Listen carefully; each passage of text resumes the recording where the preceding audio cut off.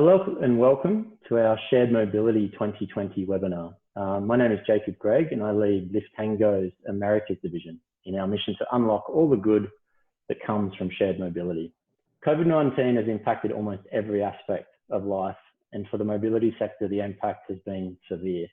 Ridership is down, health authorities are championing drive alone, and the year ahead is filled with uncertainty, pain, and potential as well. Today, I'm joined by an incredible panel of global mobility gurus to explore the way in which cities are responding to the new mobility challenge. It's a tricky time because in recent years, cities globally have been focused on reducing traffic congestion and emissions, encouraging people to shift away from driving alone. Yet what we're seeing is COVID is pushing people back to their keys and back to their cars because they feel it's safe. So the challenge now is to enable the safe movement of people whilst avoiding a shift back to cities filled with cars. And that's what we're going to explore today. So let's meet our panel. Hi, my name is Ishra Baksh. I'm the Executive Director of the Mobility as a Service Program Management Office at the Queensland Department of Transport and Main Roads here in Australia. Our primary responsibility is to build, manage and maintain the transport system here in partnership with many different industry stakeholders. We're also responsible for public transport and the future of mobility in Queensland. Hello, I'm Nikki Taylor Hendricks, and I am the manager of the Transit Ambassadors for the Detroit Department of Transportation. We are Detroit's transit system here in Detroit, Michigan. And we are working on a lot of good things, but really trying to focus on how to make sure we communicate with our riders, our stakeholders, as well as our partners to keep them engaged and informed and a part of our process. Hey, and I'm Sandra Phillips. I'm based here in Vancouver, Canada. I'm a shared mobility architect and the founder of MoveMe, which is a small agency focused on shared mobility only. We've been doing car sharing, bike sharing, moped sharing, and connecting all of that good shared mobility with public transit for the last 5 years has moved me, and myself personally for the last decade. And our work has been, focused obviously in Canada and the US, but we've had global projects all the way across to the Middle East in the last couple of years. I guess, Mickey, I'm going to go to you first. Detroit and Michigan as a whole seems to have really copped more than their fair share of the COVID impact. I guess, what have you seen over the last 3 or 4 months? What's really changed for people in the communities that you work with? Yeah, so Detroit and Michigan were both hit very hard with COVID. And pretty early on, we saw lots of positive COVID cases that affected DDOT as well as the city of Detroit. So we unfortunately, very early in the process, lost a transit operator to COVID-19. That was a really big news story, because prior to him passing, he had an experience on the bus where a rider was not being as considerate and cautious of covering her mouth and protecting herself as well as everyone around her, and may have had, unsure, but possibly may have had COVID. And then he catches it and he passes from it. Luckily, things have slowed down quite a bit. So we are seeing more operators back to work. The state was on lockdown pretty tough. So we've seen the governor really take support of the state and take precaution to make sure that we were able to control the spread and minimize it. So that was really, really helpful to have her being so proactive. Since then, the state has reopened and we've seen a slight increase in ridership, but we're still looking at about 30% of our total average ridership currently riding transit. From an Australian and a Queensland perspective, I think it's really been that shift to working from home and schooling from home. Our focus really shifted to our supply chain and ensuring that essential workers and essential goods were able to get around. The focus, I guess, for government departments, for example, really shifted to how we could work together and help each other. So there was a lot of change, and really positive change in how agile we were to be able to respond. We haven't been hit in BC quite as hard, and I think that has a lot to do with the fact that soft lockdown was put in place literally I think around the same time as Switzerland, which is my home country. Ridership has gone down across the board. So I work obviously with public transit and shared mobility, And both groups have seen a decline. I think initially around between 70 and 90%. Public transit ridership, for instance, in Vancouver is also still kind of somewhere in the 30%, where the shared mobility has slowly but steadily climbed up, especially bike share. Obviously, this has a lot to do with the weather as well. Now, if I go to Europe and one of the cities that participated in one of our most recent events, the Car Share City Award, Milan, what they've done around transportation and making sure that not only essential workers, but also everybody else, now that they're moving out of COVID, can move around, has actually been really interesting. Planning has moved much faster. Programs have been put in place a lot faster than I've ever seen in the past 10 years. I believe Michigan has started returning to work. What are you seeing now in terms of challenges that you're facing now? You've had this, incredible challenges the past few months, but now that people are returning to work, what new challenges are you foreseeing over the next few months? Although Detroit responded pretty quickly, we were one of the first cities or transit systems rather, to eliminate fare and to require passengers to board from the back door, as well as largely reduce the amount of passengers that could ride on a bus at a time. We also are one of the only agencies currently providing face masks on the bus for the riders. So right now, we're just expecting to see the biggest challenge be capacity and the ability to continue to provide safe transit as things start opening back up. Similar to the other jurisdictions, we've got the right safety measures in place, but what we've actually seen is a really quite a steep increase in active transport. We have a scooter share program here in Brisbane that was quite popular before COVID-19. Most of those scooters remained, I guess, in Brisbane, but what we've seen is a lot of people buying their own.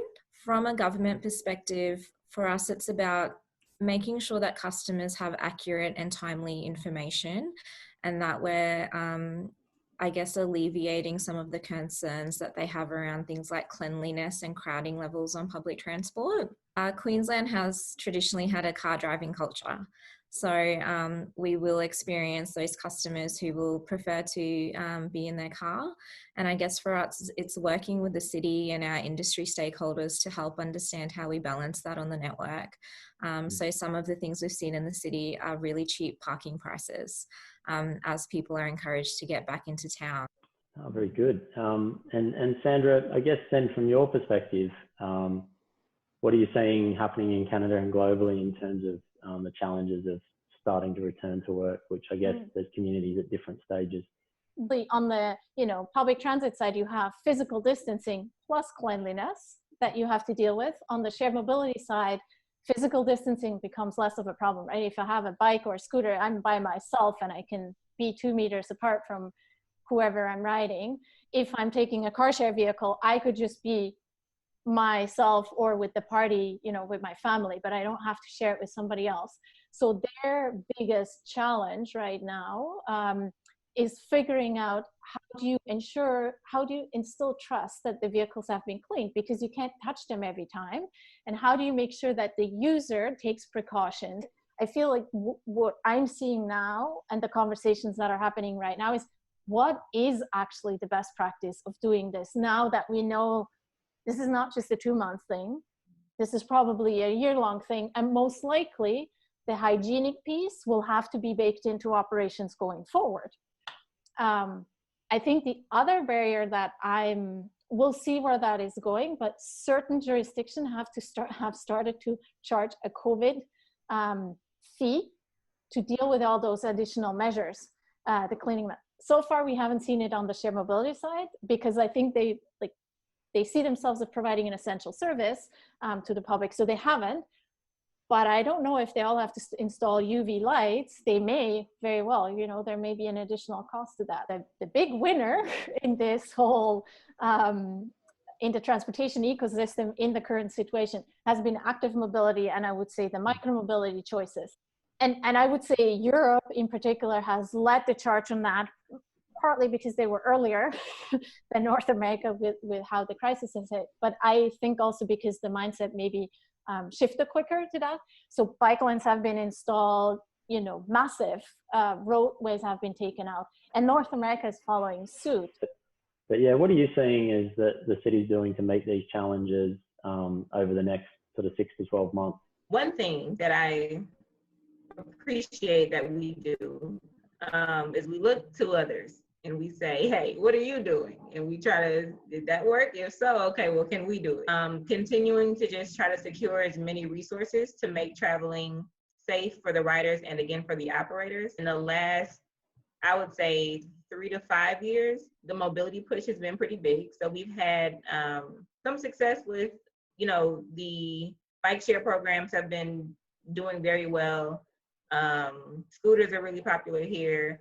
So there is also a lot of effort to say, okay, who can we work with? Who can we partner with? And what can we do to really, really improve the transit experience and just the commute for our residents to get around, and just be as creative as possible, and also just as willing to really, really consider new ideas and just lean on each other to get through this. From a Queensland and Australian perspective, it's really about enabling partnerships in that first and last mile piece and giving customers options and different ways of getting around. I think that the department is really seeing a potential to invest in active mobility. So looking at what our cycleways and pathways actually look like and encouraging, customers to use those options. We've been able to mobilize so quickly and put in policy considerations and financial assistance schemes for our personalized transport industry, and do all of these really great things for customers and industry and the community. And it'll be about how we continue to be able to keep that dialogue open with our partners and keep doing those things. I think on the public transit side, they understand if they want to have a more resilient network, you probably need those more nimble options. And on the, more nimble options, I think the one thing we realized is that the VC-backed business model doesn't really work so well, especially when crisis hit. So we need to also rethink. And so there's a lot more willingness. And I actually have seen people come together that have been working for years, trying to get together, and all of a sudden it has happened. So that's one trend. Funding of transportation in general. And when I talk about that, I'm actually thinking on the individual user. You know how we used to, car ownership is so heavily subsidized, right? We're paying a fraction. If I own a car, pay a fraction of what it costs to build all that infrastructure. One of the things that Italy has put in place during the pandemic is a €500 stipend for people to either buy an e-bike or use on any other form of shared mobility, whether it's public transit or scooter. It's essentially your mobility budget. You cannot use it. You cannot touch it if it's your personal vehicle. You talked about planning and the potential opportunities in that space. Where do you see the opportunities for different ways to invest in transport infrastructure, and how open cities will be to do that based on what's happened over the past couple of months? I'm not uber familiar with every jurisdiction, so I'm going to just use my hometown where I know it very well. Transit planning and road planning is with one body, and then curbside management is with the cities. And the city of Vancouver initially during COVID, just forgave ticketing and said you can do whatever. And what they saw is that people just started parking their cars longer. So they came back very quickly. Plus it was a loss in revenue during a time where the city hurt. So as much as I think everybody would like to change the funding model, I think they're all really worried about their own funds. Like the public transit body has asked for a bailout from the government in my jurisdiction. So I feel changing or moving that conversation, they first have to feel secure again before we actually get anywhere.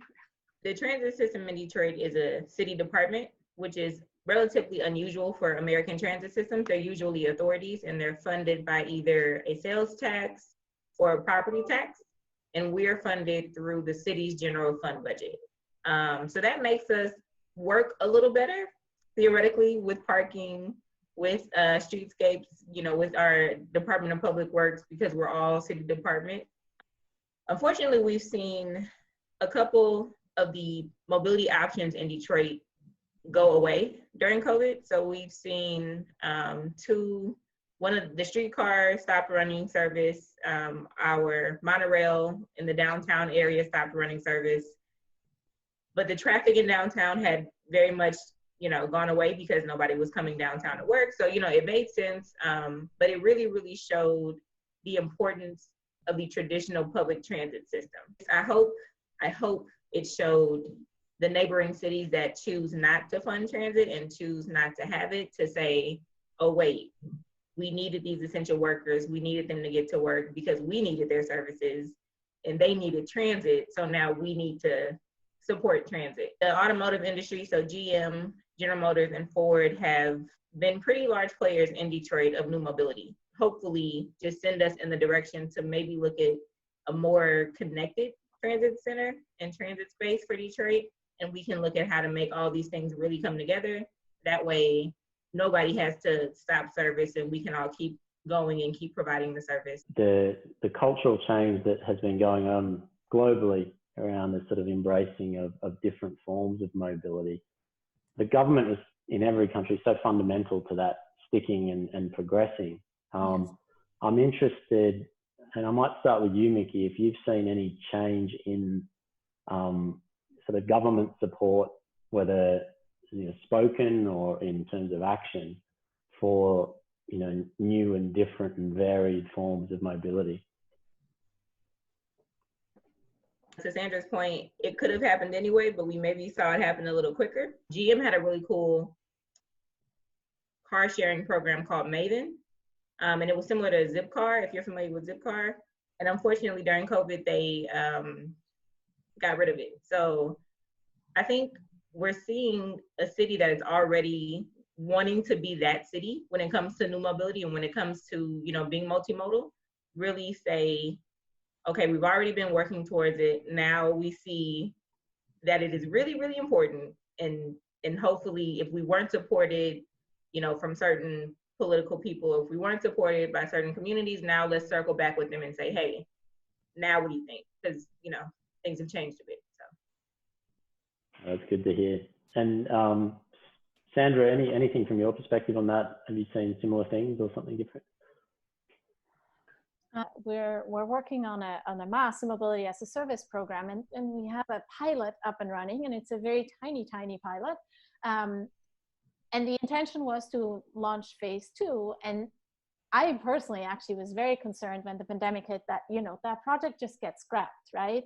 It's investment, it's something new. We're just all trying to just maintain right now. Why should anybody invest in this program? And the really interesting thing is that all 4 partners, so there's a bike share, 2 car share, and the public transit agency, all decided that they want to move forward, not just because of the pandemic, but despite of it. And it goes, there were 2 sides to the story. One is, eventually we'll come out of it, and we'll come out. The idea is they keep talking about the more resilient ecosystem or transportation ecosystem. So I think that's one thing from a consumer perspective or a user perspective, you have more options. But the other thing, and this goes similar to what Milan did, it was a good news story. Now in their case, it was a good news story for the staff, because the entire staff workforce was dealing with, wow, we just lost 90%, 70% of our ridership. What's the future of my organization? So the decision actually was very transparently. They made it for both reasons. So hopefully in 2021, I think the larger scale program should go live. From a skills perspective, do you see a whole new challenge around the sorts of skills we need in this space? And is there anything that you're sort of doing or seeing being done to address that? I think from an Australian perspective, the change in the way that we've had to work over the past couple of months has really, I guess, it's two-sided. It's built a resilience in the workforce, and I think people are open to doing things differently where they may not have been before. But the other challenge is that it's not so much work-life balance anymore, it's work-life integration. From our perspective, we had a program that was already looking at the future skills, so skills around data that we're going to need in the future, for example, and mobility managers as opposed to, you know, a road manager or a public transport manager. I think for us the big thing is culture, and making sure as we are relying more on technology and as we are having, you know, these Zoom meetings, making sure we're able to develop everybody in the department to be ready to host, to be ready to, you know, just know how to utilize it, engage. So getting through that, and then mobility as a service, I think has come up a lot more for us. So we are, and timing is just oddly enough played really well for us. So we're looking at, for example, new fare collection equipment. And now that we're already trying to get people to board through the back, we're like, okay, well, now we need to really, really think about that. And, you know, do we need to look at an integrated app that already is working for fare collection as well as trip planning? So I think it's getting people who would traditionally be looking at fare boxes to look at the transit app, or, you know, or look at a different tool altogether to say, oh, this, how does this work? Yes, I need to be involved in this. So definitely moving and just making sure as we move toward this technologically just heavy space that we're not leaving anybody behind. So one of the things I've heard in the discussion with public transit operators a lot is like the fact that they need to maintain a certain service level, but now also have to put all this physical distancing in place, and now they have way less. And so there's a bit of a disconnect. Plus, there's still a lot of people that will be working from home. So there's, to a certain degree, way too much service level, and they would like to adjust that in some way. Have you seen any movement towards maybe being more flexible in how these service levels are determined, and how you navigate that in the future, even post-pandemic? I think from an Australian perspective, it really poses questions around our future contracting space that we have with our different operators, and how we can be more agile and actually help them pivot their business to be a lot more flexible. So some of the conversations we've been having in Queensland is around demand responsive transport, for example, and, you know, the ability to plan, book and pay and travel in a smaller vehicle. The technology options that you get through DRT can actually help you with social distancing, so you know that you're not overcrowding in the vehicle, and you can maintain the different personal hygiene measures. Flexibility for us is something that we're trying to be, but we are, when it comes to capacity, we're also struggling with just manpower. Manpower has been a struggle, I think, in transportation in the States for a while. So we've seen a lot of agencies say, hey, when it comes to operators, it's a challenging space right now because there are more options for people with CDL licenses. And there are more service options. And in addition to that, we're dealing with COVID. We are trying to be more flexible. That is the goal. And that is I think that's the best option for us right now, is to be able to be agile and make changes as things happen, because everything is still unraveling, right? We're not sure what things will look like in 6 months. So there's not really, it would be more beneficial to collect the data to see what's happening, to see the shifts, versus like, let's plan for 6 months out. And then 6 months out, what we plan looks nothing like what it is. And, you know, the space is completely different. So we just wasted 6 months planning when we could have just been collecting data and really paying attention to what's going on. Mickey and Isha, what would be some advice you could give suppliers around ways that we could work better with you during this time? For us, one of the biggest things that we need, and it's something that we need and that we can do, is just data collection. Where are people in the idea, and where are they comfortable to come back, right? And what is it going to take to get that? But also, like, is that our priority? Is it a priority to rebuild ridership, or is it a priority to make sure transit is safe and our operators are safe? So I think surveying right now and kind of understanding, if you have all these options, you as a potential rider, what do you want? What are you willing to use today? You know, what are you willing to do 6 months from now? What do you need to change in order to use this? I think that's our biggest opportunity, and just getting the right data to kind of help us pay attention and make sure we're looking at the right things. And sometimes it's about helping us to understand where you need us to fit in as well from a regulatory perspective. You know, it's building that policy and regulation together, and having that customer focus, but also a focus on the other goals that a city might have around things like the environment and, you know, better connectedness and that type of thing. When it comes to the user and the customer, what do you think has been a successful way to keep engaging with them? I know we probably depend on social media and the website, but have you found anything else really helpful to keep engaging? I know in Queensland, we've enacted many different ways to connect with people. So as well as using technology, so you have social media and the news and all of that type of thing, there's been a human element that has really been pushed. So we have a care army that calls the more vulnerable members in our community to check up on them. So there's a lot of organizations that have, I guess, transformed into how they can assist in the health business. So even our shared, you know, mobility providers and different people have been able to communicate with their own customers about social distancing and how to travel and different things. So I think it goes back to partnerships. It hasn't only just been up to government to get the message out to people. We've done that as a community and I guess as an industry, which has been really positive. You know, there's been abundance of information, and I think sometimes the challenge has been that providers have taken different approaches because there wasn't exactly super clear guidelines. And so I think the one thing that I am hoping now that, you know, things have settled and we can move towards like how do we recover from this and move into new normal, that there'll be maybe a bit more standard. And I think the other thing that I've seen where there's an element of humor, so my city has put face masks on all the buses. Instead of mandating and telling people that they need to do it, it's just like the bus is now a face mask.